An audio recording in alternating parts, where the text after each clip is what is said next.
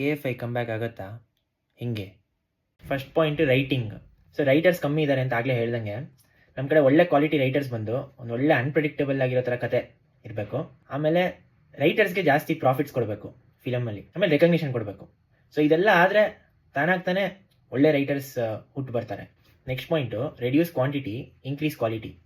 ವರ್ಷಕ್ಕೆ 200 ಫಿಲಮ್ ಮಾಡೋ ಬದಲು 70 ಹೈ ಕ್ವಾಲಿಟಿ ಫಿಲಮ್ ಮಾಡಿದ್ರು ಸಾಕು. ಮೂರನೇದು, ಕನ್ನಡ ಸಿನಿಮಾಗಳಿಗೆ ಅಂತಲೇ ಒಂದು ಕೋಟಾ ಇರಬೇಕು ಮಲ್ಟಿಪ್ಲೆಕ್ಸಲ್ಲಿ, ಎಸ್ಪೆಷಲಿ ಬೆಂಗಳೂರಲ್ಲಿ. Next point economics. ಸಿನಿಮಾ ಬಜೆಟ್ನ ಮಾರ್ಕೆಟ್ ಸೈಜ್ ಎಷ್ಟಿದೆ ಅಂತ ನೋಡಿಕೊಂಡು, ಆ ಹೀರೋ ಎಷ್ಟು ಮಾರ್ಕೆಟ್ ವ್ಯಾಲ್ಯೂ ಇದೆ ಅಂತ ನೋಡಿಕೊಂಡು ಬಜೆಟ್ ಅಷ್ಟಿರಬೇಕು. ಇವಾಗ ಏನಾಗ್ತಿದೆ ಅಂದರೆ ಎಲ್ಲ ಬಜೆಟ್ ತುಂಬ ಜಾಸ್ತಿ ಇರುತ್ತೆ, ಆಮೇಲೆ ರಿಕವರ್ ಮಾಡೋಕ್ಕಾಗಲ್ಲ, ಸೊ ಅದು ಲಾಸ್ ಆಗ್ತಾ ಇದೆ. Next upcoming talents. ಇವಾಗ ಹೊಸಬ್ರು ಯಾರಾದರೂ ಬರ್ತಿದ್ರೆ, ಇವಾಗ ಉದಾಹರಣೆಗೆ ಗಿಲ್ಲಿ ನಟ, ಇವ್ರಿಗೆಲ್ಲ ಒಳ್ಳೊಳ್ಳೆ ಚಾನ್ಸ್ ಸಿಕ್ಕಿ ಒಳ್ಳೆ ಪ್ರಾಜೆಕ್ಟ್ ಮಾಡಿ ನೆಕ್ಸ್ಟ್ ಹೀರೋಗಳು ಇವರೇ ಆಗಬೇಕು. ಫೈನಲ್ ಆಗಿ ಹೇಳಬೇಕು ಅಂದರೆ KFI ಅಲ್ಲಿ ತುಂಬ ಟ್ಯಾಲೆಂಟ್ ಇದೆ, ಬಟ್ ಏನಂದರೆ ಒಂದು ಮೈಂಡ್ ಸೆಟ್ ಶಿಫ್ಟ್ ಬೇಕು ಅಷ್ಟೇ. ಆಮೇಲೆ ನಾವು ಕನ್ನಡದವರಾಗಿ ನಮ್ಮ ಭಾಷೆ ಸಿನಿಮಾಗೆ ನಾವೇ ಹೋಗ್ಬೇಕು.